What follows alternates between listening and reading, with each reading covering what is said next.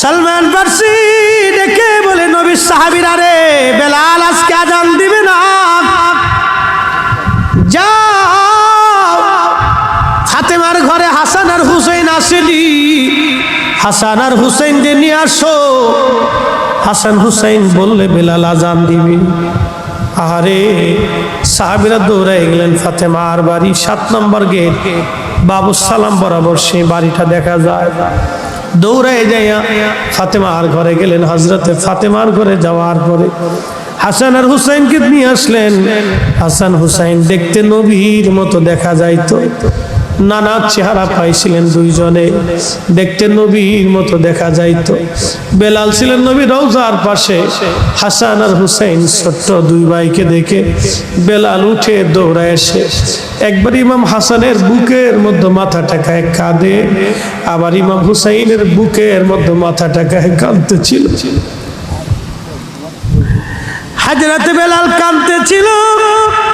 ইমাম হাসান ডেকে বললেন, নানার মুয়াজ্জিন, যেই লাহান দিয়ে নানারে আজান শুনাইতা,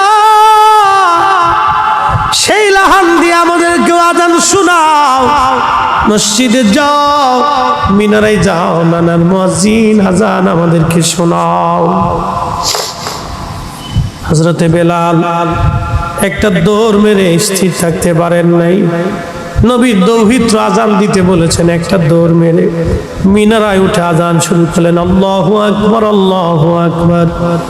প্রথম শব্দমালা সারা মদিনায় তাহাজ্জুদের সময় রন্দে রন্দে সওয়াই শব্দ পৌঁছায় গেল।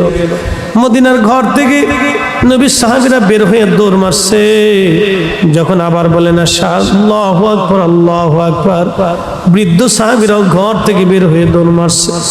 যখন বলেন আশহাদু আল্লা ইলাহা ইল্লাল্লাহ, ঘর থেকে মহিলারাও বের হয়ে, বাচ্চারাও বের হয়ে দৌড় মারছে। যখন আবার বলল আশহাদু আল্লা ইলাহা ইল্লাল্লাহ, আহারে মদিনার ভিতরে কান্নার রোল পড়ে গেছে।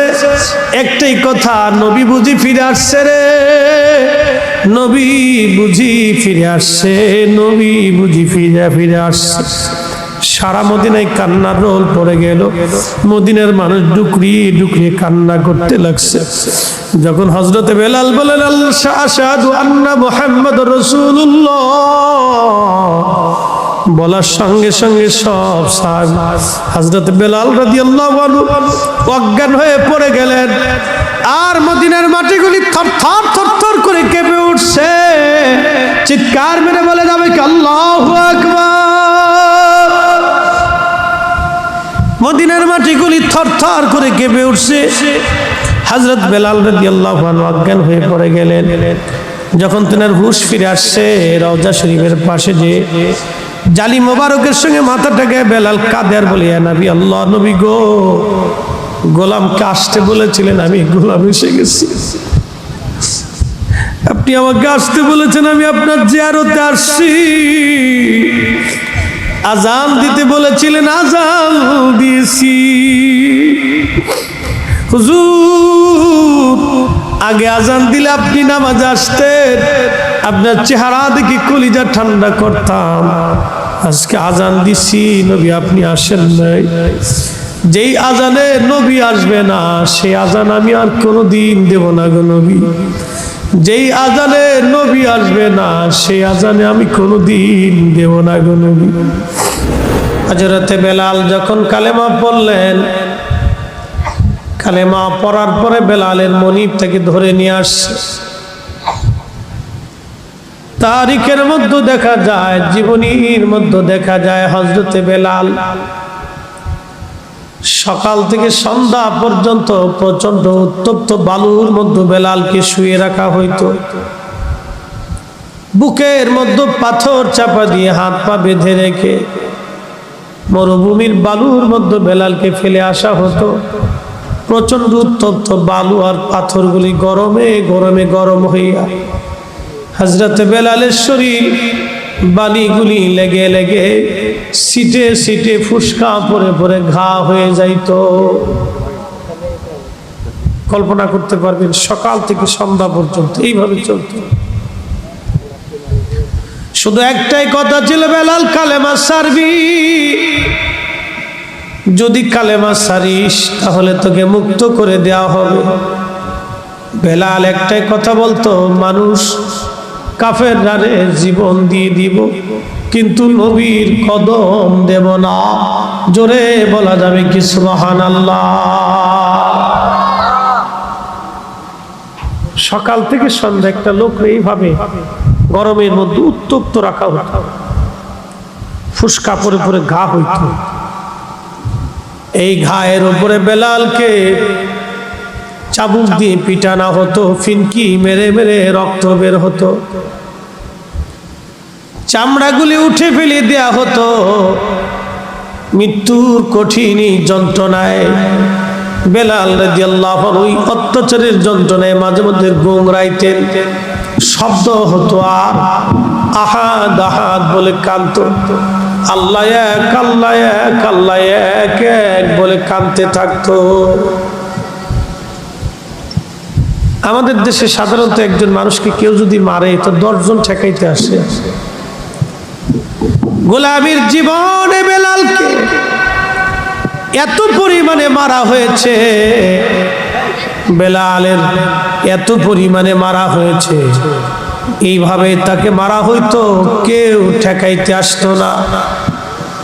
1 নম্বরে সে ছিল গোলাম, 2 নম্বরে সে ছিল নিগ্রো। 1 নম্বরে সে ছিল গোলাম, 2 নম্বরে ছিল নিগ্রো। গোলামীর জীবনে কেউ তাকে সাহায্য করার জন্য আসতো না, কেউ তাকে সাহায্য করার জন্য আসতো না। বেলাল গুমরাইতেন, কাঁদতে থাকতেন, দীর্ঘদিন পর্যন্ত অত্যাচার চলল। মাঝে মধ্যে খাবার দেওয়া হতো, মাঝে মধ্যে না খেয়ে রাখা হতো। এইভাবে হযরত বেলালের জীবন পার হয়, জীবন পার হয়। তারপর বেলাল জবান থেকে কালেমা ছেড়ে দেন নাই, ঈমান উনি ছেড়ে দেন নাই। জোরে বলা যাবে কি সুবহানাল্লাহ। তেলের গাড়ি তেলে চলে, হাওয়ার গাড়ি হাওয়ায় চলে, বিনা তেলে চালায় গাড়ি নবী সুলাইমান। আমরা সেই মুসলমান। আমরা তো অনেক দামি মুসলমান, কিন্তু অস্তিত্ব ভুলে গেছি আজকে। আমরা অনেক দামি মুসলমান, কিন্তু অস্তিত্ব ভুলে গেছি আমাদের। আমরা অনেক দামি, কিন্তু আমাদের এই দাম আমরা ভুলে গেছি, আমাদের এই দামের কথা মনে নেই। আমরা এই দামের কথা বলে গেছি, এই দামের কথা আমাদের মনে নেই আজকে। খুব মনোযোগ দিয়ে, হযরত বেলাল রাদিয়াল্লাহু আনহু এতটাই আশিক রাসূল ছিলেন যে ওনার খেতাব আশিক রাসূল। আমরা যদি নিজেদের নামের আগে আশিক রাসূল লিখি তাহলে এটা বেমানান হয়। এই খেতাব আর কারোর জন্য চলে না। ইসলামের জন্য কি করছি এমন বলেন তো? কয়দিন মার খেয়েছি? কিচ্ছু করি না। এই নবীর ইশকের জন্য আমরা কিছুই করি না। এতটাই নবীকে ভালোবাসতেন যে এক দেখাতে কালেমা পড়ছে। একসাথে বলা যাবে সুবহানাল্লাহ। জীবন থাকবে কি থাকবে না কোনো গ্যারান্টি নেই। ওনাকে একবারে মেরে ফেলতেন না, ওদের অত্যাচারটা ছিল এত জটিল, ওনাকে একবারে মেরে ফেলতেন না।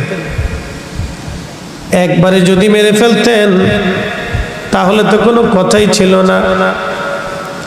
ওনাকে একবারে মেরে ফেলতেন না, সারাদিন গলার মধ্যে রশি বেঁধে হযরত বেলালকে রাস্তার ভিতর দিয়ে পাথরের মধ্য দিয়ে টানা হতো। একইতে গরমে ফুসকা পড়ে যাইতো, পাথরের মধ্য দিয়ে টানার কারণে আরো ঘা হয়ে যাইতো। এই ঘায়ের উপরে আবার পিটুনি মারা হতো। গুমরায় গুমরায় বলতেন আহাদ আহাদ আহাদ, আল্লাহ এক, আল্লাহ এক। ওরা দেখলো বেলালের জবান বন্ধ হয় না, ওরা লোহার শিককে গরম করে নিয়ে হযরত বেলালের জিহ্বাকে বের করে নিয়ে জিহ্বার ভিতর দিয়ে লোহার শেকগুলি ঢুকাইয়া আগুনের শেকগুলি ঢুকায় মুখের মধ্যে চাপা দিয়ে ধরে রাখতো। কল্পনা করতে পারবেন একজন মানুষের জীবনে কত কঠিন অবস্থা গেছে, এরপরও কালেমা ছেড়ে দেন নাই, নবীর কদম ছেড়ে দেন নাই। আল্লাহ কোরআনে বলেন, ইয়া আইয়ুহাল্লাযীনা আমানু, ইমানদার তোমরা, আমিনু ঈমান আনো, বিল্লাহি আমি আল্লাহর উপরে, ওয়া রাসূলিহি আমার নবীর উপরে। ইমানদার ঈমান আনো, ঈমানের মতো ঈমান আনো, ঈমানের মতো ঈমান আনো। আমরা মাঝে মধ্যে ঈমান আমাদের দুর্বল হয়ে যায়, মাঝে মধ্যে ঈমান আমাদের দুর্বল হয়ে যায়। হযরত বেলাল নবীর প্রতি ঈমান কখনো তার দুর্বল হয় নাই। কালেমার সাক্ষ্য দিয়েছিলেন কিন্তু দুর্বল হন নাই। পিটুনি খেয়েছেন, মার খেয়েছেন, রক্ত ঝরিয়েছেন, সব কিছু চলে গেছে, কিন্তু তিনি দুর্বল হন নাই। আমিনু ঈমান আনো, আমানু ঈমান আনো, ঈমান আনো, ইয়া আইয়ুহাল্লাযীনা আমানু, হে ঈমানদার ঈমান আনো, আমিনু ঈমান আনো, বিল্লাহি ওয়া রাসূলিহি আমি আল্লাহর উপরে আমার নবীর উপরে তোমরা ঈমান আনো। ঈমান ঈমান ঈমান বড় দামি জিনিস। আল্লাহ কোরআনে বললেন, ইন্নাল্লাযীনা আমানু আমিলুস সলিহাতি উলাইকা হুম খায়রুল বারিয়া, যারা ঈমান আনছে, ঈমান অনুযায়ী আমল করছে, ঈমান অনুযায়ী যাদের আমল আছে, উলাইকা হুম খায়রুল বারিয়া, সৃষ্টির মধ্যে তারা সেরা। উলাইকা হুম খায়রুল বারিয়া, সৃষ্টির মধ্যে তারা শ্রেষ্ঠ, সৃষ্টির মধ্যে তারা শ্রেষ্ঠ। যারা ঈমান আনছে, ঈমান অনুযায়ী যারা আমল করেছে, উলাইকা হুম খায়রুল বারিয়া, সৃষ্টির মধ্যে তারা সেরা। একবার জোরে বলা যাবে কি সুবহানাল্লাহ? যেন ওলি যারা পৃথিবী থেকে মাজারে ঘুমিয়ে গেছেন তারা সেরা, যারা আল্লাহর ওলি তারা সেরা। কেন? আমানু ও আমিলুস সলিহাত, দুইটা জিনিস তাদের মধ্যে ছিল।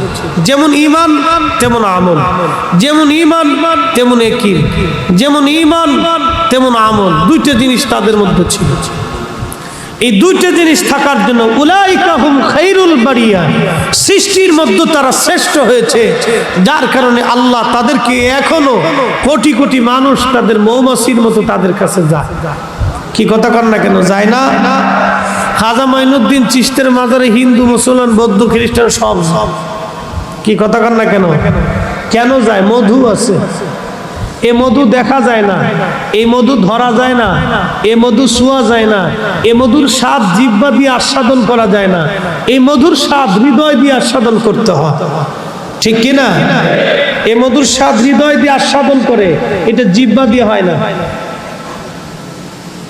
আউলিয়া কেরামের কাছে যে মধু থাকে, এই মধুটা জিহ্বা দিয়ে আস্বাদন হয় না, এটা অন্তরের হৃদয় দিয়ে আস্বাদন করতে হয়। উলাইকা হুম খায়রুল বারিয়া, সৃষ্টির মধ্যে তারা সেরা। আচ্ছা, আপনারা একটা কথা বলেন, জবাব দিবেন তো। বেলাল কি আগে আল্লাহ দেখছে আগে না আগে নবী দেখছে? জোরে কন, বুঝেন না এখনো? বেলাল কি কালেমা পড়ছে আল্লাহ দেখা না নবী দেখা? জোরে কন, না আসতে হয়েছে? আরো জোরে বলেন। বেলাল কালেমা পড়ছে নবী দেখা, আল্লাহ দেখে না। বেলাল সারা জীবন মার খাইছে, জীবনের এক পাটে উনি মার খাইতে খাইতে পিঠের চামড়া উঠে গেছে, কালেমা ছাড়ে নাই একটা জিনিস, নবী দেখা। আমরা সুন্নিরা দিন পালন করি, ধর্ম পালন করি নবী ভালোবাসা। কথা বলেন ঠিক না বেঠে? কে আমাকে বেদাতি বললো ওটা দেখার সময় নেই, কে আমাকে ছাতা বেদাতি বললো ওটা দেখার সময় নেই। বেলালের ভালোবাসার জন্য, সাহাবায়ে কেরামের ভালোবাসার জন্য, ত্যাগের জন্য আল্লাহ কোরআনের আয়াত নাজিল করলেন এইভাবে, আমিনু কামা আমানান নাস। খুব মনোযোগ দিয়ে।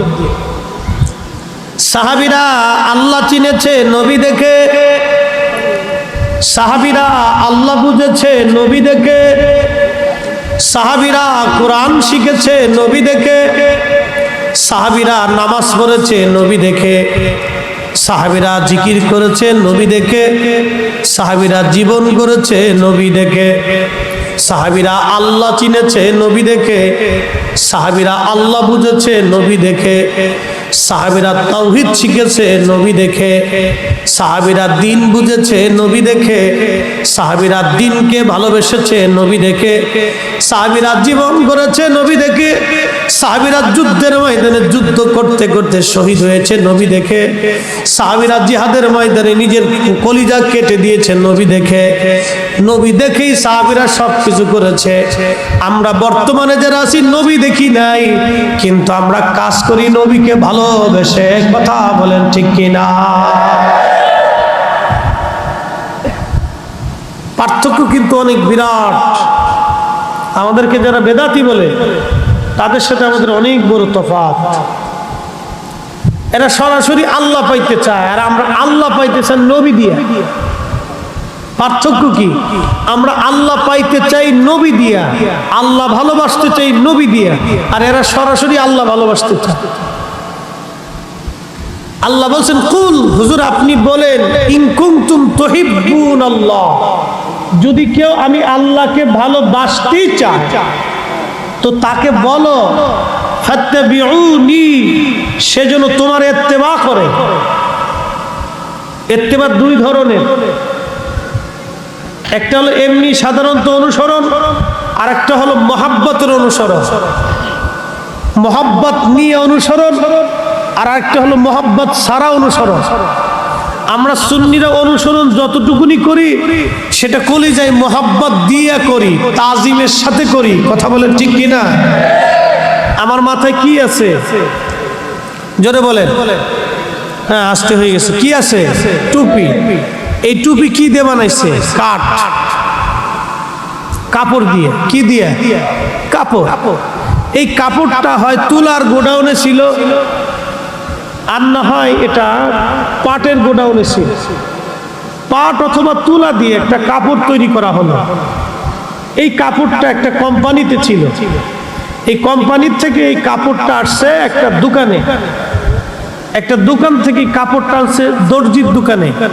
দর্জির দোকানে আসার পরে এই কাপড়ের ভাগ্যের পরিবর্তন হয়েছে।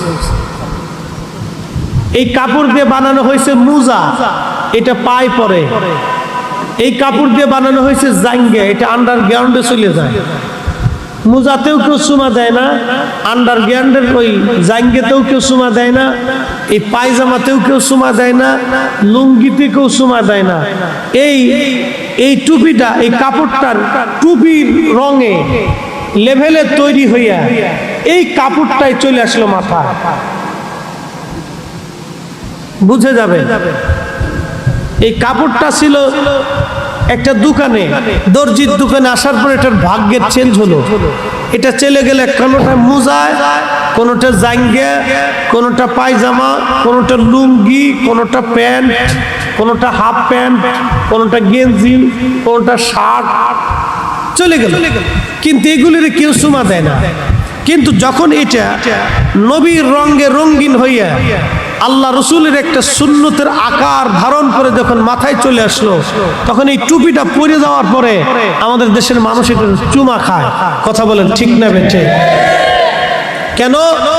নবীর কারণে। কোন কারণ? জোরে কোন? আরো জোরে বলেন। এটার ভাগ্যের পরিবর্তন কোন কারণে? নবীর কারণে। এই জন্য আমরা সুন্নিরা আল্লাহ পাইতে চাই নবী দিয়ে, আমরা আল্লাহ বুঝতে চাই নবী দিয়ে, আল্লাহ চিনতেও চাই নবী দিয়ে, আল্লাহকে ভালোবাসতেও চাই নবী দিয়ে। এই জন্য আমরা নবীর কথা বলি, নবীর কাজ করি, নবীর ভালোবাসা বেশি দেখাই বিদায়। ওরা আমাদেরকে শিরিকি, মাজার পূজারি, পীর পূজারি, বেদাতি, সেদাতি, যা মন চায় আমাদেরকে তাই বলতে থাকে। ওরা বলতে থাকুক, আমরা নবীর কদম ছাড়বো না। কথা বলেন ঠিক না বেঠে? বুঝে যাই তো, চল বুঝ। কে কি বললো এগুলো দেখার সময় নেই তোমাদের। সাহাবে কেরাম নবী চিনতো, আল্লাহ চিনতো নবী দিয়ে। নবী ছাড়া তারা আল্লাহ চিনে নাই, নবী দিয়েই আল্লাহ চিনত। নবী দেখে নামাজ পড়তে আসতে। প্রিয় মুসলমানেরা খুবই মনোযোগ। একটু শারীরিকভাবে অসুস্থতা আছে, অসুস্থতা মানে ঠান্ডা লেগে গলা বসে গেছে, যার কারণে আমি কিন্তু হাই স্পিড দিতে পারতেছি না। 4G লেভেল আজকে চলবে না, আজকে 2G লেভেল যাবে। যাই হোক, যাই চলুক, কথা কিন্তু আর 4G থাকবে। সাউন্ডিং সিস্টেমটা 2G হোক, সমস্যা নেই, কিন্তু কথা 4G আছে, কথা কম বলবো না। সাহাবীরা আল্লাহ চিনেছে নবী দেখে, এই জন্য আল্লাহ কোরআনে বলছেন মাইয়ুতিইর রাসূল ফাকাদ আতা আল্লাহ। কেউ যদি নবীকে অনুসরণ করলো তাহলে সে জানি আমি আল্লাহকেই অনুসরণ করলো। জোরে বলেন সুবহানাল্লাহ। বেলালের জীবনে আসতেছি, আগে একটু বুঝাই দিয়ে যাই। বেলাল মার খাইলেন, এরপরেও হযরত বেলাল কালেমা ছাড়েন নাই, কারণ হযরত বেলাল নবী দেখে আল্লাহ চিনেছে। এই জন্যে ঈমান এমন পরিমাণে হৃদয়ের মধ্যে আসছে, পিঠের চামড়া চলে গেছে, এরপরেও বলে না কালেমা ছাড়ব না। গোশত উঠিয়ে ফেলে দেওয়া হয়েছে, এরপরেও বলে না কালেমা ছাড়ব না। ক্ষুধার যন্ত্রণা দেওয়া হয়েছে, এরপরেও না কালেমা ছাড়ব না। জিহ্বা টেনে লোহা দিয়ে শিক করে ফোঁটা করে দেওয়া হয়েছে, এরপরেও বলে না কালেমা ছাড়ব না। মারতে মারতে মারতে মারতে শরীরের চামড়াগুলি উঠে উঠে গা হয়ে ফিনকি মেরে মেরে রক্ত পড়তো, এরপরও বেলাল কালেমা ছাড়ত না। একটাই নবী দেখে আল্লাহ চিনেছে, নবী দেখে আল্লাহ বুঝেছে, নবী দেখে কালেমা পড়েছে। নবী দেখার স্বাদ এত মজা, নবীর প্রেম এত মজা যে পিঠের চামড়া দিছে, নবীর মজা সে ছাড়ে নাই। গোশত দিয়েছে কিন্তু প্রেমের মজা ছাড়ে নাই।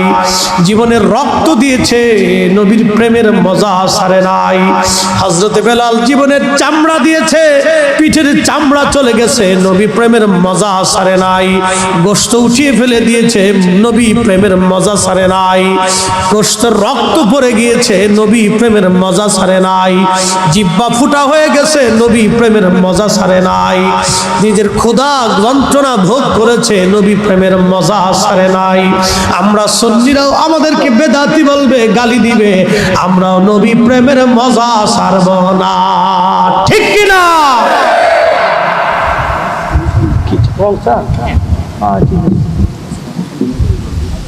সালাতুন ইয়া রাসূলুল্লাহ,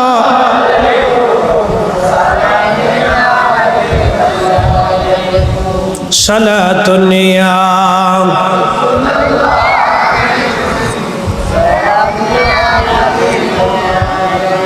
সালাতুন ইয়া রাসূলুল্লাহ।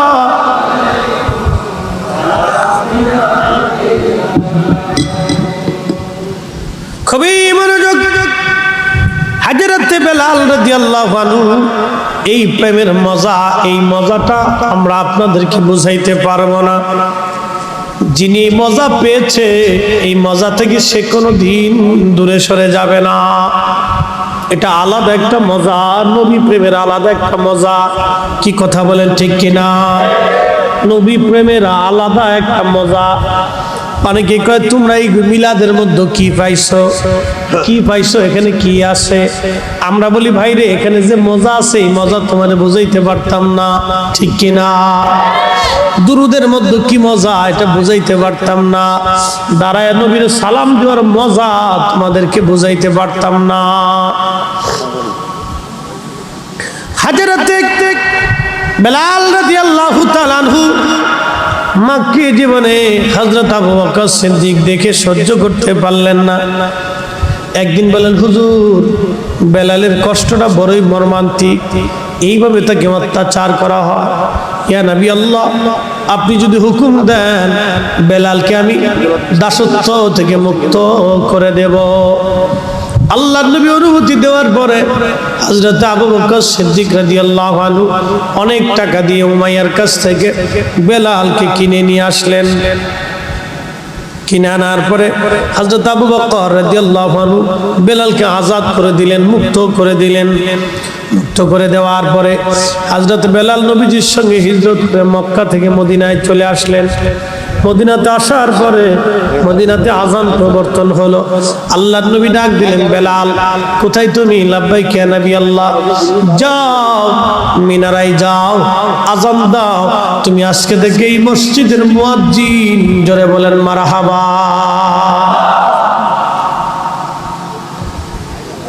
নবী প্রেমের জন্য তাকে নবীর মসজিদের মুয়াজ্জিন বানানো হলো। ইসলামের প্রথম মুয়াজ্জিন, নবীর দরবারের মুয়াজ্জিন, জানাতানা মুয়াজ্জিন না। আহা, বেলালের আজানের মধ্যে ভুল হতো। আশহাদুর জায়গায় বেলাল আসাদু পড়ে ফেলতেন, আশহাদুর জায়গায় বেলাল আসাদু পড়তেন। বেলালের আজানে ভুল হয়ে যাইতো। কাফেররা হাসাহাসি করত আর বলতো, দেখ মোহাম্মদ মূর্খ, মোহাম্মদের সাহাবীরাও মূর্খ, এরা আজান পর্যন্ত দিতে পারে না, ভাষাটাও তাদের সহি নাই। আল্লাহ কোরআনে বলেন, আমিনু কামা আমানান নাস। ও আমার বান্দারা, তোমরা ঈমান আনো, আমার নবীর সাহাবীরা যেইভাবে ঈমান আনছে সেইভাবে তোমরা ঈমান আনো। আমিনু, ঈমান আনো, কামা আমানান নাস, নবীর সাহাবীরা যেইভাবে ঈমান আনছে সেইভাবে ঈমান আনো।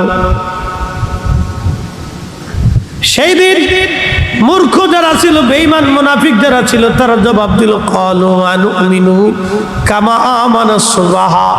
আমরা কি নির্বোধার বোকাদের মতো ঈমান আনবো? কারণ হযরতে বেলাল ছিল লেখাপড়াহীন একজন কৃতদাস আফ্রিকার মানুষ, যার কেন ওরা বললো এই মূর্খদের মতো কি আমরা ঈমান আনবো? হযরত খাব্বাব রাদিয়াল্লাহু আনহু ছিলেন কামার। আহা, হযরত খাব্বাবের জীবনটাও আরো বড় কঠিন। ইসলামের জন্য এদের ত্যাগ শুনলে শরীর শিরে যায়, আহা পশমগুলি দাঁড়ায় যায়। একদিন হযরত ওমর রাদিয়াল্লাহু আনহুর সামনে দাঁড়ায় গেলেন। দাঁড়ানোর পরে পিঠের চাদর সরে গেল। সরে যাওয়ার পরে হযরত খাব্বাবের পিঠের মধ্যে বড় বড় গর্ত হয়ে গেছে, জায়গায় জায়গায় সাদা সাদা সাদা সাদা হয়ে গেছে। হযরত ওমর ডেকে বললেন, খাব্বাব রে, তোমার কি বসন্ত হয়েছিল কোনদিন? বসন্তের কারণে কি গোশত পচে পচে খসে গেছে? খাব্বাব বলে, না আমিরুল মুমিনিন, আমার জীবনে কোনোদিন বসন্ত হয় নাই। তাহলে বলো রে খাব্বাব, তোমার পিঠের মধ্যে এরকম বড় বড় গর্ত কেন? জায়গায় জায়গায় গোশত নাই, সাদা সাদা ফ্যাতফ্যাতা হয়ে গেছে, কারণ কি? হযরতে খাব্বাব চোখের পানি ছেড়ে দিয়ে বললেন, চোখের পানি ছেড়ে দিয়ে বললেন, ইয়া আমিরুল মুমিনিন, আপনারা মনে করেন শুধু দিনের জন্য আপনাদের বড় ত্যাগ আছে? আমি যেই দিন কালেমা পড়েছিলাম মক্কাতে, আমি ছিলাম কামার। আমি লোহা লক্কর দিয়া, আমি লোহা টোহা দিয়ে অস্ত্রপাতি বানাইতাম। আমি কামার হওয়ার কারণে, নিম্ন বৃত্তের মানুষ হওয়ার কারণে মক্কার মানুষ আমাকে ধরে ফেললো, আমার হাত পা গুলি ওরা বেঁধে ফেললো। আমি যে আগুন দিয়ে লোহা দিয়ে অস্ত্র বানাইতাম, ওই কয়লাগুলি তারা মাটির মধ্যে বিছাইয়া, ওই কয়লার উপরে আমার চিৎ করে শোয়াইয়া 10-12 জনে আমাকে বুক এবং পিঠের পাথর চাপা দিয়ে ধরে রাখতো। আমার চামড়াগুলি পুড়ে পুড়ে গোশত পড়ে যাইতো, গোশতগুলি পুড়ে পুড়ে চর্বি পড়ে যাইতো, চর্বিগুলি পুড়ে পুড়ে রক্তগুলি পড়ে পড়ে কয়লাগুলি নিভে যাইতো। আবার কয়লা বিছাইয়া ওই আগুন তো উত্তপ্ত কয়লাগুলির উপরে আবার আমাকে শোয়াইতো। হুজুর, গোশতগুলি পরে পরে চর্বি পরে আগুন, রক্তগুলি পরে পরে আগুন নিভে যাইতো, ওরা তারপরও আমাকে ছাড়তো না। যার কারণে আমার পিঠের চামড়াগুলি খসে গেছে, আমার রক্তগুলি খসে গেছে, আমার গোশতগুলি খসে পড়েছে, আমার পিঠে কোনোদিন বসন্ত হয় নাই। আমিরুল মুমিনিন, এইগুলি হলো কালেমার বদলা। জীবন ঈমান আনার কারণে আমার পিঠের চামড়া দিয়েছি, গোশত দিয়েছি, ফেসফা দিয়েছি, পিঠের চামড়া দিয়েছি। আমিরুল মুমিনিন, ঈমান দেই নাই, ঈমান দেই নাই, ঈমান দেই নাই। সাহাবীরা নবী ভালোবেসেছে, আল্লাহকে ভালোবেসেছে নবী দিয়া, আল্লাহ চিনেছে নবী দিয়া, আল্লাহ বুঝেছে নবী দিয়া, আল্লাহ বুঝেছে নবী দিয়া, দিন বুঝেছে নবী দিয়া, ঈমান বুঝেছে নবী দিয়া, ঈমান বুঝেছে নবী দিয়া, আখিরাত বুঝেছে নবী দিয়া, জান্নাত পাইতে চাইছে নবী দিয়া, আল্লাহকে খুশি করতে চাইছে নবী দিয়া। আমরাও সুন্নিরা আল্লাহ পাইতে চাই নবী দিয়া। কথা বলেন ঠিক কিনা? বেদাতি বল, বেদাতি বললে কি আসে যায়? হযরত খাব্বাব রাদিয়াল্লাহু আনহুর পিঠের চামড়া গেছে, গোশত চলে গেছে, এরপর ঈমান ছাড়ে নাই। হযরত বেলাল এরকম খাব্বাব, সুমাইয়া, ইয়াসার থেকে শুরু করে অনেক গরিব গরিব সাহাবীরা সর্বপ্রথম নবীকে ভালোবাসলো। ধনীরা সর্বপ্রথম নবীকে ভালোবাসে নাই, গরিব যারা তারা নবীকে সর্বপ্রথম ভালোবাসছে। এই জন্য আল্লাহর নবী মাঝে মধ্যে বলতেন, ও ধনীরা, যদি আমি নবী পাইতে চাই, গরিবের মধ্যে তুমি আমাকে তাকাও, গরিবের মধ্যে আমাকে খুঁজো। জোরে বলা যাবে কি সুবহানাল্লাহ? এই জন্য গরিবকে কষ্ট দিতে নবী ব্যথা পাইতে। গরিবরা সর্বপ্রথম নবীকে ভালোবাসছে। দরিদ্র, অশিক্ষিত, বর্বর, কোনো লেখাপড়া নাই, কৃত দাস, দাস, এরা নবীকে আগে ভালোবাসছে। এরা নবীর জন্য পিঠের চামড়া দিয়ে দিছে, নবী দেয় নাই, পিঠের চামড়া দিয়ে দিছে, গোশত দিয়ে দিছে গরিবরা। সুমাইয়া রাদিয়াল্লাহু আনহার গুপ্তাঙ্গে বর্ষা মেরে মেরে, উনি দাসী ছিলেন, নিষ্ঠুর নির্মম বর্ষা মেরে মেরে নির্মম ভাবে তাকে শহীদ করা হয়েছিল। শুনলে শরীরের পশমগুলি দাঁড়িয়ে যায়, কত নির্মম অত্যাচার সেই দিন করা হয়েছিল। এই জন্য আল্লাহ রাসূল গরিবদেরকে বেশি ভালোবাসতেন, বলতেন আমার উম্মত গরিব, হে রব আমার গরিব উম্মতকে যারা ভালোবাসে আমি নবী তাদেরকে ভালোবাসি। একসাথে ভাই বলা যাবে না সুবহানাল্লাহ? আমরা যারা ধনী আছি সাবধান, কখনো যেন আমার অহংকার অহমিকা না আসে। এই মাসালাটা সারা জীবন মনে রাখবেন, সারা জীবনের জন্য মনে রাখবেন। যদি আপনি অহংকার অহমিকা পয়সার গরম আপনার আসে, গরিব উম্মতকে কষ্ট দেন, আল্লাহি রসুলের কদমের থেকে আপনাকে 500 বছর দূরে থাকতে হবে। আল্লাহর নবীর কদমে আপনার কোনো জায়গা হবে না। যদি রসুলের করিমের কদমে জায়গাই না হয়, তাহলে বুঝেন আল্লাহর দপ্তরে আপনার কোনো জায়গাই নেই, আপনি ওখানে যেতেই পারবেন না। আপনার জীবন ধ্বংস হয়ে যাবে, আপনার আখিরাত বরবাদ হয়ে যাবে, আপনার জিন্দেগি বরবাদ হয়ে যাবে। না পাবেন দুনিয়া, না পাবেন কবর, না মেশর, কিচ্ছু হবে না আপনার জীবনে। এই জন্য গরিব হত দরিদ্রদেরকে নবী বলতেন, খাওয়াও, তাদেরকে খাদ্য খাওয়াও, তাদের অভুক্তদেরকে খাবার দাও। আমাকে খুঁজতে হলে তাদেরকে ভালোবাসতে হবে, তাদেরকে দিতে হবে। সাদকা, ফিতর, দান, এগুলি আল্লাহ রাসূল কেন সিস্টেম চালু করে গেলেন? যে উম্মত আমার গরিব দরিদ্র, ওরা আমাকে ভালোবেসে গেছে, সর্বপ্রথম আমাকে ভালোবাসছে, ওরা যাতে কোনোদিন কষ্ট না পায়, ব্যথা না পায়, বলতে না পারে হে নবী আমরাই আপনার জন্য প্রথম জীবনে আমাদের পিঠে চামড়া দিয়েছি, গোশত দিয়েছি, সন্তান দিয়েছি, জমিন দিয়েছি, দেশ ছেড়ে দিয়েছি, সব আপনার জন্য আমরা ছেড়ে দিয়েছি, আপনি তো আমাদেরকে কিছু দেন নাই। এই কথা যাতে গরিব উম্মত বলতে না পারে, সেই জন্য আল্লাহ রাসূল বলছেন, যদি আমাকে পেতে চাও আমার গরিব উম্মতের মধ্যে আমাকে খুঁজে দেখো। একসাথে জোরে বলা যাবে না সুবহানাল্লাহ? সালাতুন ইয়া রাসূলুল্লাহ,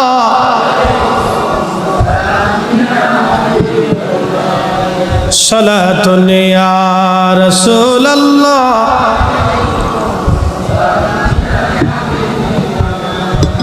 খবর লও ইয়া রাসূলুল্লাহ, খবর লও মেরে মৌলা মেরে আকা, খবর লও সালাতুন ইয়া।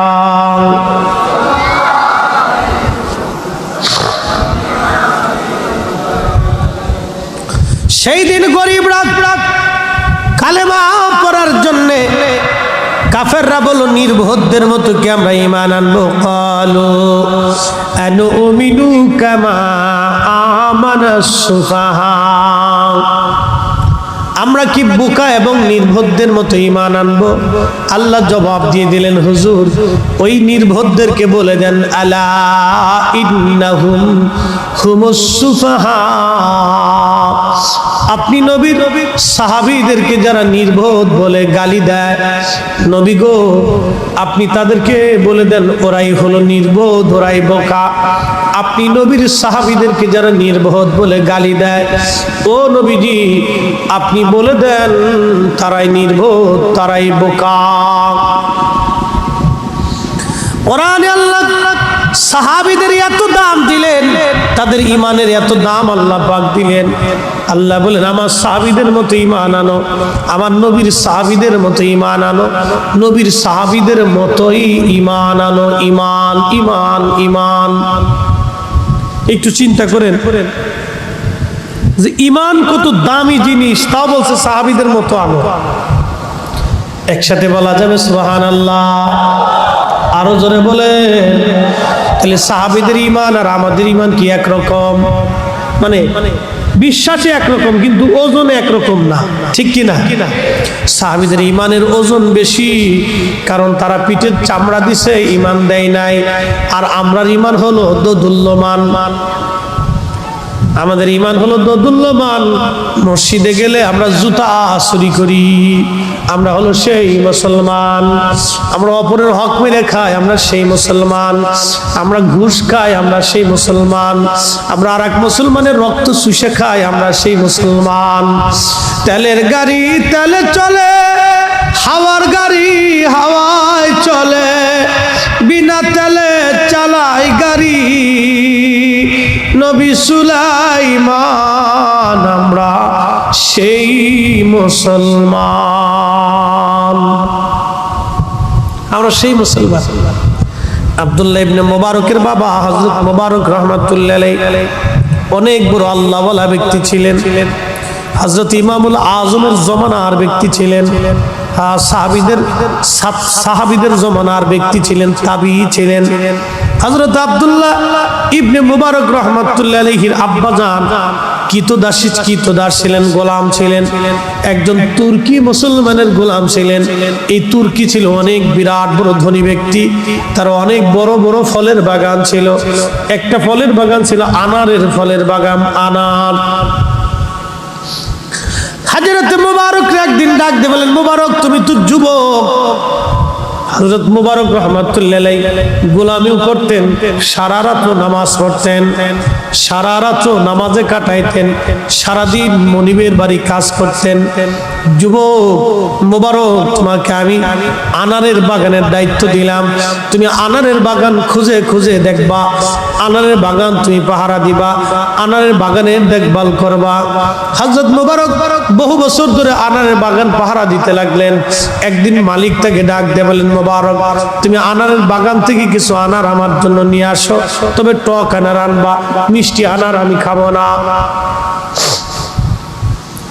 হযরত মুবারক রাহমাতুল্লাহ আলাইহি আনারের বাগানে গেলেন, আনার নিয়ে আসলেন।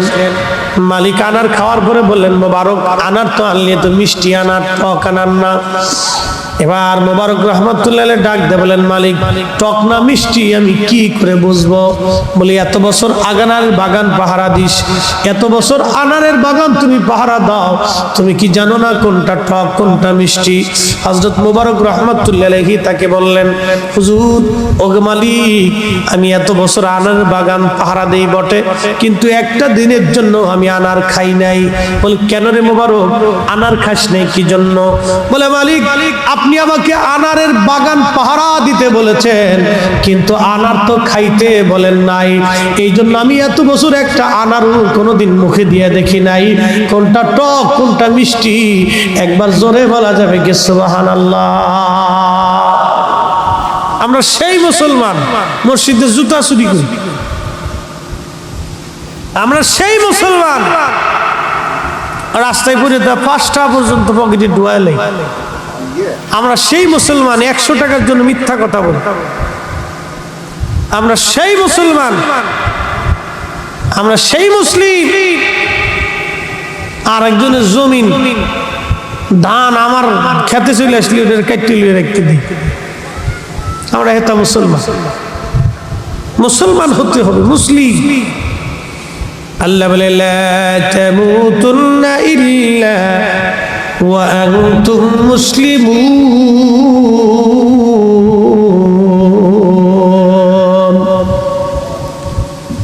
রে বান্দা, মুসলমান হয়ে কবরে আসো, মুসলমান হয়ে আসো,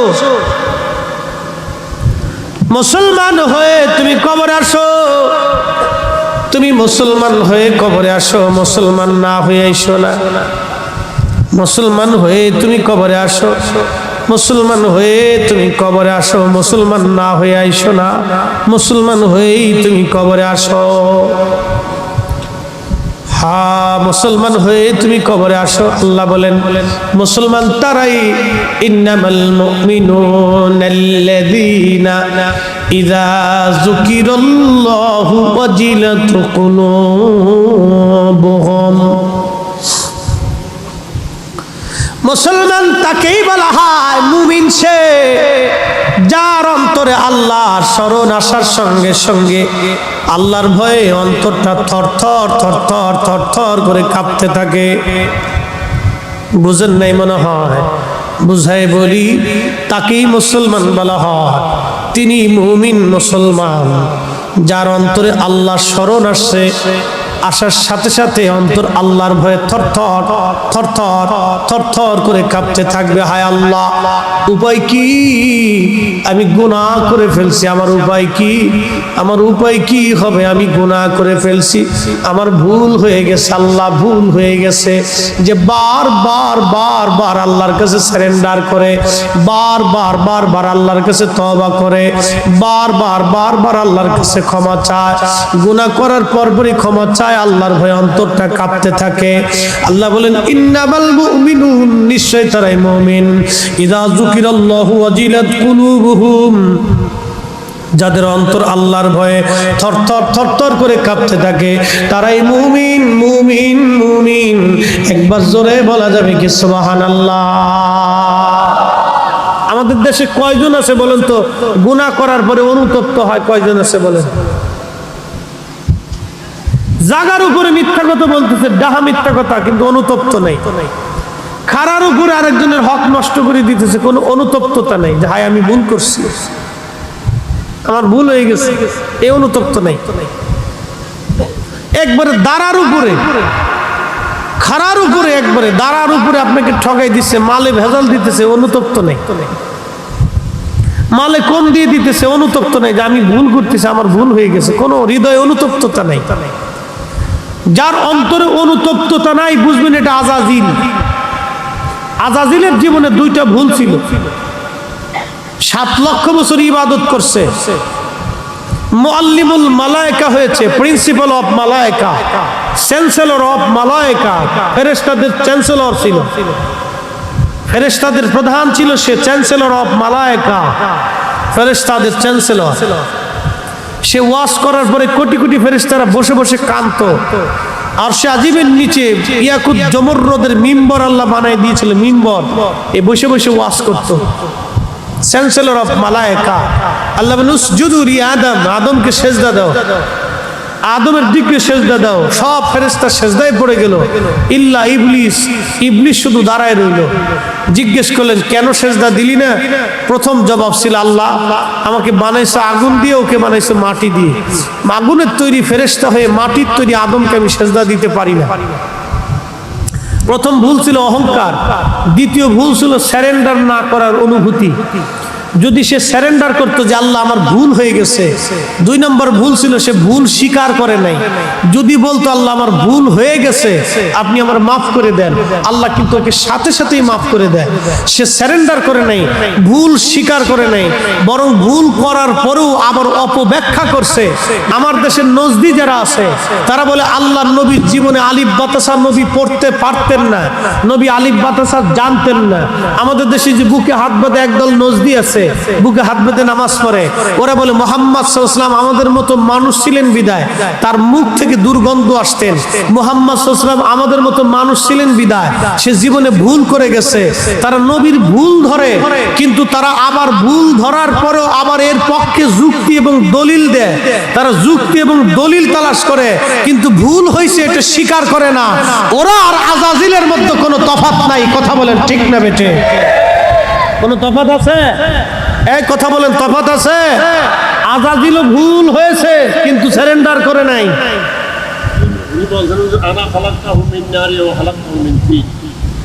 আজাজিল তো ভুল স্বীকার করেই নাই, শুধু ভুল স্বীকার করেই নাই, সে আরো অপব্যাখ্যা দিছে যে ওরে বানাইছো আগুন দিয়ে, আমারে বানাইছো আগুন দিয়ে, ওরে বানাইছো মাটি দিয়ে, অতএব ওকে সেজদা দিতে আমি পারি না। সে আরো দলিল সাবমিট করছে। ভুল তো স্বীকার করেই নাই, ভুল করার পরে আরো দলিল সাবমিট করছে। আমার দেশের যারা নজদি, আল্লাহ মাফ করুক, তারা আল্লাহ রসুলের শানে গুস্তাখি করে, গুস্তাখিমূলক বক্তব্য দেয়। বক্তব্য দেওয়ার পরে তার বক্তব্য সঠিক এই ব্যাপারে সে দলিল সাবমিট করে, দলিল প্রমাণ উপস্থাপন করে, তার ভুল হয়েছে সে স্বীকার করে না, বরং আরো দেমাগ দেখাইয়া, এলেমের বহর দেখাইয়া সে রসুল পাকের শান ইজ্জত ইজমতকে মানবের হৃদয়ে কমিয়ে বলার জন্য, মানবকে শিক্ষা দেওয়ার জন্য সে দলিল সাবমিট করে। এই শয়তান আর আজাজিল শয়তানের মধ্যে কোনো তফাৎ নাই। আজাজিল হলো জিন শয়তান আর এটা হলো মানুষ শয়তান। আজাজিল হলো টুপি সারা শয়তান, এটা হলো টুপিওয়ালা শয়তান। আজাজিল হলো দাড়ি সারা শয়তান আর এটা হলো দাড়িওয়ালা শয়তান। কথা বলেন ঠিক না বেঠে? তফাৎ আছে? কোনো তফাৎ? সে ভুল স্বীকার করে না, বরং আর ওই ভুলের প্রতি সে ব্যাখ্যা দেয় এটি ঠিক। আল্লাহর নবীর জীবনে ভুল ছিল নাকি? কি কথা কন না কেন? আল্লাহর নবীর জীবনে ভুল ছিল? যদি ভুল হয় তাহলে আল্লাহ কেন বলেন মাইয়ুতির রাসূল ফাকাদ আতা আল্লাহ? এই এক আয়াত দিয়ে বোঝা যায় নবীর ইত্তেবা হলেই আমি আল্লাহর ইত্তেবা হয়ে যায়। আচ্ছা বলেন, আল্লাহর জীবনে ভুল আছে? আসতে কোনকে? আল্লাহর জীবনে কোনো ভুল আছে? আল্লাহর এই সৃষ্টির মধ্যে কি কোনো ভুল আছে? আল্লাহর যেহেতু ভুল নাই, আল্লাহ বলছেন মাইয়ুতির রাসূল ফাকাদ আতা আল্লাহ। আমার রসুলের ইত্তেবা হলেই আমি আল্লাহর ইত্তেবা হয়ে যায়। যার ইত্তেবা হলে আল্লাহর ইত্তেবা হয়। যেহেতু আল্লাহর ভুল নাই, আল্লাহর আইব নাই, আল্লাহ ত্রুটি মুক্ত, আমার নবীও ত্রুটি মুক্ত, নবীর জীবনেও ভুল নাই, নবীর কোনো আইব নাই। নবীর জীবনে আইব যারা ধরে, ভুল যারা ধরে, ত্রুটি যারা ধরে এবং এর পক্ষে আবার দলিল সাবমিট করে, ওরা আজাজিল বিন আজাজিল। আজাজিলও ওদের চাইতে ভালো, আজাজিলের চাইতে ওরা নিকৃষ্ট। কথা বলেন ঠিক না বেঠে? এই দুনিয়ার মানুষ রূপী শয়তান থেকে যদি বাঁচতে পারেন তো ঈমান নিয়ে কবরে যাবেন, বুঝে কবরে যাবেন ভাই। আমরা দলের টানে, দল দিয়া, পীর দিয়া, মাসলাক দিয়ে নবী চিনবো না, আমরা নবী চিনবো নবীর গুণ দিয়া। কি কথা বলেন ঠিক কিনা? কোন দল, কোন মাসলাক, কোন গোষ্ঠী, কোন বংশ, কোন দল, কোন দরবার, কোন পীর, কোন শায়েখ, কোন আজহারি, কোন মাদানি, মক্কা মদিনার ইমাম, বাইতুল আকসার ইমামও যদি আল্লাহ রসুলের শান মানকে খাটো আর ছোট করে দেখে, ওয়াল্লাহি বিল্লাহি তাল্লাহি, আসমানের মালিকের কসম, জমিনের মালিকের কসম, সৃষ্টির মালিকের কসম করে বলি, তাকে এক সেকেন্ডের জন্য বিশ্বাস করা যাবে না, মানা যাবে না। মুসলমান কথা বলে ঠিক দেবে, সে যেই হোক তাকে মানা যাবে না। সে কোন দরবারের পীর এটা চিনি না, সে কোন দরবারের খতিব এটা চিনি না, সে কোন মসজিদের খতিব এটা চিনি না, সে কোন মাদ্রাসার চ্যান্সেলর এটা চিনি না, সে কোন মাদ্রাসার প্রিন্সিপাল এটা চিনি না, সে কত বড় বুজুর্গ আর বেজর্গ, কত কোটি বছর সেজদা দিছে, আর কাবা শরীফে মাকাম ইব্রাহিমে বসেও যদি জিকির করে, খোদার গিলাপ দিয়েও যদি তার কবরস্থ করা যায়, আল্লাহর কসম নবীর সাথে গুস্তাখি করে কবরে গেলে ওর কবরে পুরসাবু করব না, ওর কবরের দিকে ফিরেও তাকাবো না। কথা বলেন ঠিক না বেঠে? কি জন্য কবরের দিকে ফিরে তাকাইতে যাব? ঈমান বুঝে কবরে যেতে হবে ভাই। আবার বলি, সাহাবীরা কিন্তু আল্লাহ চিনেছে নবী দেখে, সাহাবীরা আল্লাহ বুঝেছে নবী দেখে, সাহাবীরা আল্লাহ চিনেছে নবী দেখে। এই জন্য পিঠের চামড়া দিয়েছে বেলাল, ঈমান দেয় নাই, বেলাল থেকে বুঝে যাবে। পিঠের চামড়া দিয়ে দিছে, ঈমান দেয় নাই, নেভার, জীবন দিয়ে দেব মাগার ঈমান দেব না। বেলাল কি আল্লাহ দেখছিল? কথা বলে না, আল্লাহ দেখছিল? কোন সাহাবী কি আল্লাহ দেখছেন আগে নবী দেখছে? এরা নবী দেখে আল্লাহ চিনেছে, নবী দেখে আল্লাহকে ভালোবাসছে, নবীর মোহাব্বত আগে নিয়ে তারপরে আল্লাহর মোহাব্বত নিছে। কি কথা কন না কে? আর আল্লাহ কি বলছে? কুলিং কুনতুম, বলে দেন তুহিব্বুন আল্লাহ, আমি আল্লাহকে ভালোবাসতে চাইলে আপনি নবীকে আগে বাসতে হবে। সুবহানাল্লাহ বলবেন? একসাথে বলি তো আল্লাহু আকবার। তাহলে বলেন আমরা সুন্নিরা হকে আছি না বেহকে আছি? বুঝে আছি না বেবুঝে আছি? বুঝেই আছি। এখন কেউ যদি আমারে বেদাতি করতে বলতে পারে, আমি তো তার জবান সিলাই দিয়ে রাখিনি, আর তার জবান সিলাই দেওয়ার সুযোগ আমার নেই।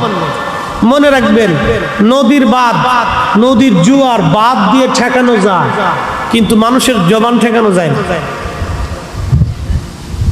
নদীর জোয়ার বন্ধ করে দিতে পারবেন, কিন্তু মানুষের জবানের কথা বন্ধ করা যায় না। কে কি বললো এগুলি দেখার সময় নেই। সাহাবীদেরকে নির্বোধ বলতো, বুকা বলতো, পাগল বলতো, ছাগল বলতো, গালিগালাজ করতো। সাহাবীরা নবীর কদম ছেড়ে দেয়। শুধু গালিগালাজ, পিঠের চামড়া চলে গেছে, গোশত উঠিয়ে ফেলে দিয়েছে, চোখের সামনে সন্তানকে হত্যা করে ফেলেছে, বাবা মাকে শহীদ করে দিয়েছে। এরপরেও তারা রসুল করিমের নুরানি বদন দেখে নিজের জীবনটাকে এমনই পরিবর্তন করেছে যে জীবন দিয়ে দিছে, নবীর কদম তারা দেয়নি। জীবন দিয়ে দিছে, নবীর কদম তারা ছেড়ে দেয়নি, ঈমান তারা ছেড়ে দেয়নি। এটা হলো সাহাবায়ে কেরামের ইখলাস। আমাদেরকে ওইভাবেই নবীর মোহাব্বত বুকে ধারণ করতে হবে। কোনো ব্যক্তি দেখার দরকার নেই, কোন শায়েখ কি বললো ছাতা দেখার সময় আমাদের নেই। প্রিয় মুসলমান, হযরত বেলাল রাদিয়াল্লাহু আনহু মসজিদের মুয়াজ্জিন হয়ে গেলেন। আজানে ভুল হয়, কাফেররা বারবার সমালোচনা করে মুহাম্মদ মূর্খ, মুহাম্মাদের অনুসারী মূর্খ, নাউজুবিল্লাহি মিন যালিক। নবীকে গালিগালাজ করত, সাহাবীদেরকে তারা গালিগালাজ করত। আল্লাহর হাবিবের জীবনধারায় প্রিয় নবীজির ইন্তেকালের সময় ঘনিয়ে গেলেন। অনেক বড় লম্বা ওয়াজ, জীবনের বিরাট একটা অংশে হযরত বেলাল আজান দিয়েছে। আহা, বিরাট বড় নবীর মসজিদের মুয়াজ্জিন ছিলেন বেলাল। সারা জীবন আজান দিলেন, বিনিময়ে একটা পয়সাও তিনি গ্রহণ করেন নাই। মসজিদে নবীর পাশে বনু নাজ্জার গোত্রের একজন মহিলা ছিল। এই মহিলার ঘরের ছাদটা উঁচু ছিল। এই উঁচু ছাদের উপরে দাঁড়ায় বেলাল আজান দিতেন। বেলালের আজানের তাসির এমন পরিমাণে ছিল, ওই আজান শোনার পরে মদিনার সব সাহাবীরা ঘর থেকে বের হয়ে আল্লাহর নবীর কদম মোবারকে তারা ছুটে চলে আসতো। আজানের আওয়াজ যখন বেশি যাইতো, ওই আজানের আওয়াজ শুনে কোন সাহাবী ঘরের মধ্যে থাকতে পারে নাই, সাহাবীরা ঘর থেকে বের হয়ে চলে আসতো। আল্লাহর নবীর ইন্তেকালের সময় ঘনিয়ে গেল। সময় ঘনিয়ে যাওয়ার পরে আল্লাহর হাবিবের ইন্তেকাল মোবারক হয়ে গেল। মদিনায় সাহাবীদের কান্নার রোল বেড়ে গেল। সমস্ত সাহাবী পাগল পারা হয়ে গেলেন, নবী নাই, নবী নাই, নবী নাই, নবী নাই, নবী নাই। বুঝেনি তো, যেই নবীর বিরহ বেদনা সহ্য করতে না পেরে একটা মরা কাঠ জিন্দা হয়ে গেছিল। নবীজি খুতবা দিতেন প্রত্যেক মিম্বর শরীফে, প্রত্যেক জুমাতে মিম্বর ছিল না, মরা একটা কাঠ ছিল, খেজুর গাছের শুকনা কাঠ। কাঠের নাম উস্তুনে হান্নানা। এই মরা কাঠের উপরে দাঁড়াইয়া মরা কাঠের সাথে হেলান দিয়ে নবী খুতবা দিতেন।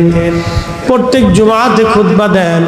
সাহাবীরা বলেন, হুজুর আপনি যদি চান নতুন একটা মিম্বর শরীফ বানাই নিয়ে আসবো, আপনি ওই মিম্বরে বসে বসে খুতবা দিবেন, বসে বসে আমাদেরকে নসিহত শোনাবেন।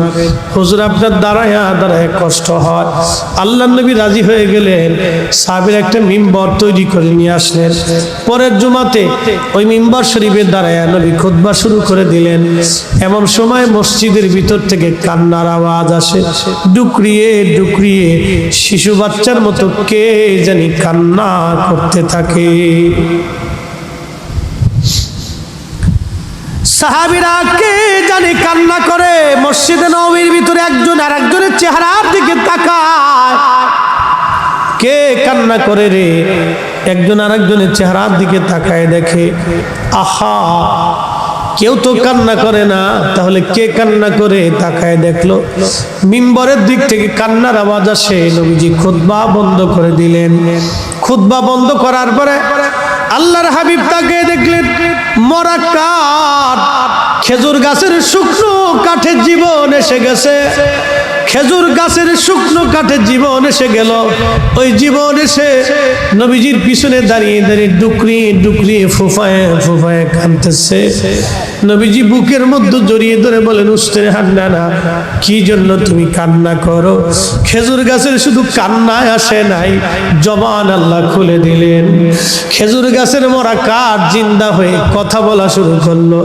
বলে, হুজুর আমি কান্না করি, আপনি নবীর বিরহ বেদনা সহ্য করতে না পেরে আমি কান্না করতেছি।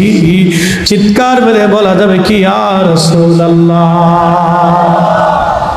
তুমি মোদের আশার আলো, তাই তো তোমায় বাসি ভালো, তুমি মোদের আশার আলো, তাই তো তোমায় বাসি ভালো। হৃদয় নামের ফুলদানিতে গেথে রেখেছি প্রেমের মালা। ইয়া রাসূলুল্লাহ ইয়া হাবিবাল্লাহ, ইয়া রাসূলুল্লাহ ইয়া হাবিবাল্লাহ, ইয়া রাসূলুল্লাহ।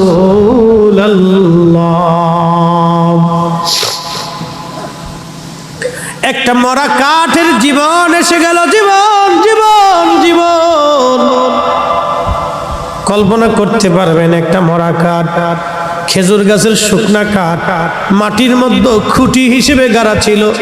নবীজির সহবতে লাগার কারণে খুঁটির মধ্যে জীবন এসে গেল।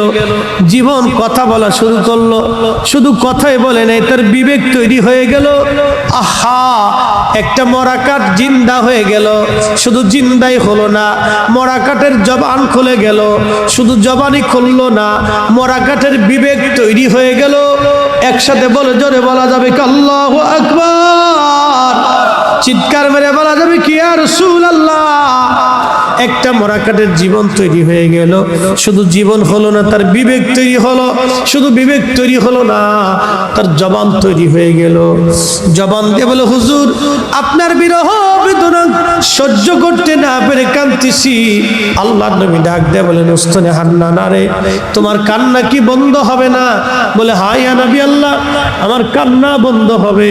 নবী গো, কান্না বন্ধ হয়ে যাবে, তবে একটা শর্ত, একটা আশা আপনি নবীর কদম মোবারকে, ও নবীজি আপনি ওয়াদা করে যান, কিয়ামতের ময়দানে জান্নাতে যাওয়ার সময় আপনি আমারে ছাড়া জান্নাতে যাবেন না। একবার জোরে বলা যাবে কি আল্লাহু আকবার? এই আসতে বললেন কেন? জোরে বলেন, আরো জোরে বলেন। যারা বলে নবী মুহাম্মদের ক্ষমতা নাই, ওরাই বেদাতি। এই কথা বলেন। যারা বলেন নবী মুহাম্মদের ক্ষমতা নেই, ওরা কি? যারা বলেন ওরা বেদাতি। আমরা বেদাতি না, ওরা বেদাতি। বন্ধুগণ, যুবকেরা জানি ওরা হযরত বেলালের জীবনী দিয়েছে আমাকে। বেলালের জীবনী ওরা শুনতে চায়। আমি ছোট্ট করে ঘটনাটা বলে দিয়ে যাব। আল্লাহর নবীর ইন্তেকাল মোবারক হয়ে গেল। সাহাবা একরাম বিমর্ষ হয়ে গেলেন। হযরত বেলাল বেশি পাগল পারা হয়ে গেলেন। কারণ কি? এই জন্যই 5 ওয়াক্ত আজান দিতেন, আর আল্লাহর নবী 5 ওয়াক্ত নামাজে আসতেন। বেলাল ওই আজানে নামাজে নবী 5 বার দেখতেন, নবীর দর্শে বসতেন, নবীর কাছে কাছে বসে থাকতেন। পাগল পারা হয়ে গেলেন বেলাল। আহা, একটা মরা কাঠ যদি নবীর জন্য পাগল হয়, তাহলে বুঝেনি তো একজন সাহাবীর হালত কি হতে পারে। একটা মরা কাঠ পাগলের মতো হয়ে গেল। পাগল হয়ে তার বিবেক তৈরি হলো, জীবন তৈরি হলো। এই মরা কাঠ বলে, হুজুর আপনি আমাকে জান্নাতে নিয়ে যাবেন, ওয়াদা করে দেন।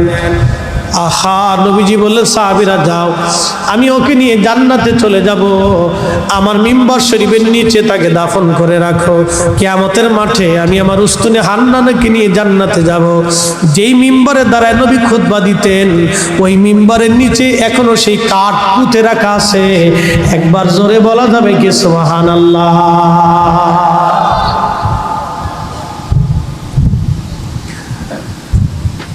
আমরা যে তার আদরের উম্মত, কয়দিন কেন্দেছি। রসুল আমার আল্লাহর হাবিব, আখেরি নবী।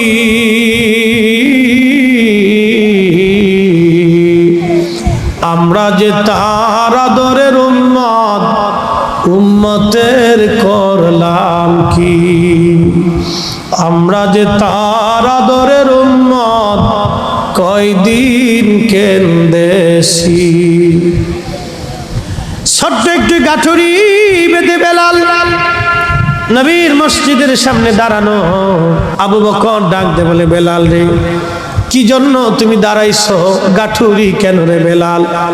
বলে, হুজুর বিদায় দেন, আর মদিনায় আমি থাকবো না, সিরিয়াতে আমি চলে যাব। কি জন্য রে বেলাল?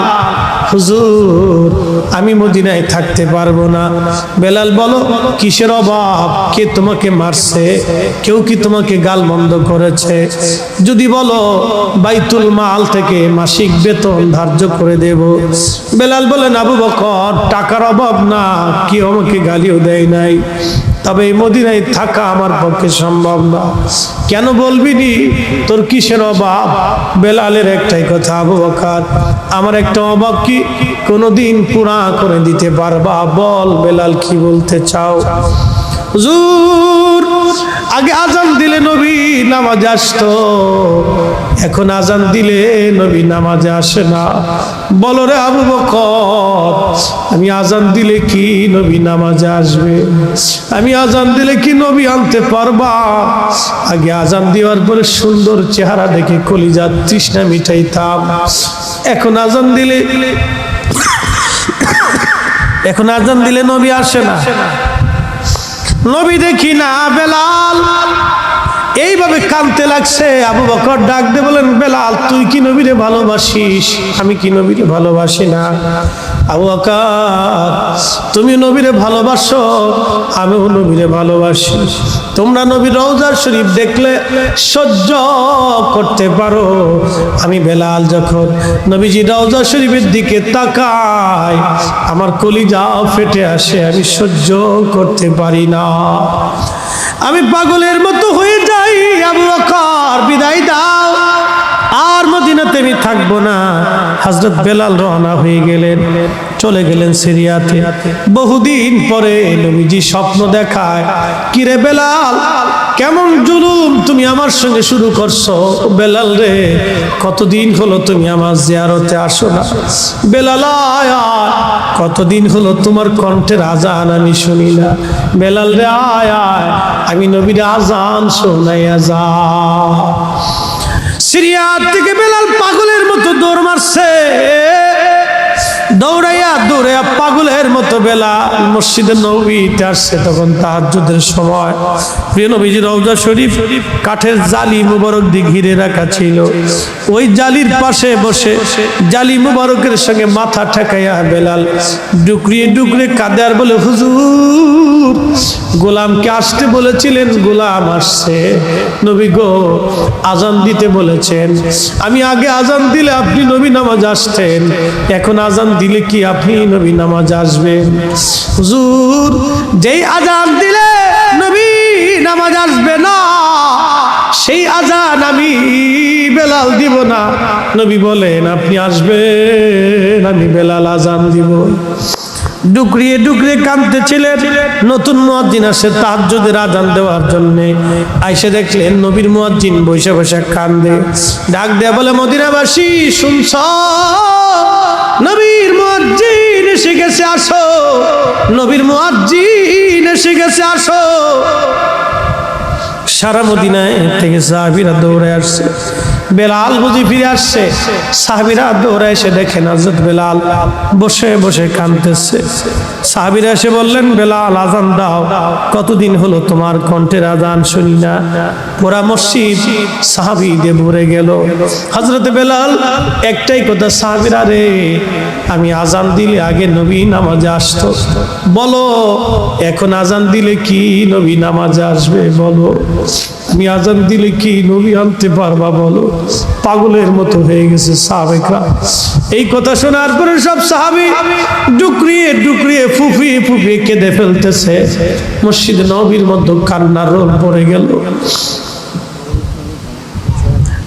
সালমান ফারসি ডেকে বলে, নবীর সাহাবীরা রে, বেলাল আজকে আজান দিবে না, যাও ফাতেমার ঘরে হাসান আর হুসাইন আসেনি, হাসান আর হুসাইনকে নিয়ে আসো। হাসান হুসাইন বললে বেলাল আজান দিবে। আরে সাহাবীরা দৌড়াই গেলেন ফাতেমার বাড়ি, 7 নম্বর গেট, বাবু সালাম বরাবর সেই বাড়িটা দেখা যায়।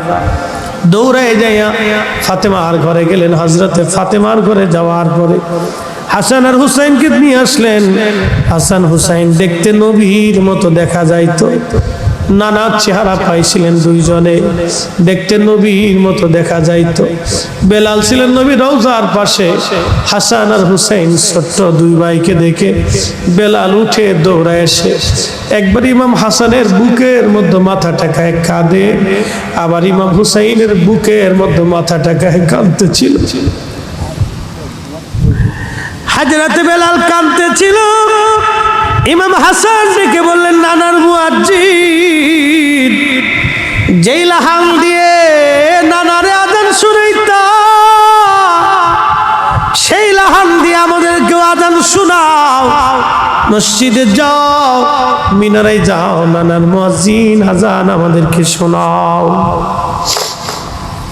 হযরতে বেলাল একটা দৌড় মেরে স্থির থাকতে পারেন নাই। নবী দৌহিত্র আজান দিতে বলেছেন, একটা দৌড় মেরে মিনারায় উঠে আজান শুরু করলেন। আল্লাহু আকবার, আল্লাহু আকবার।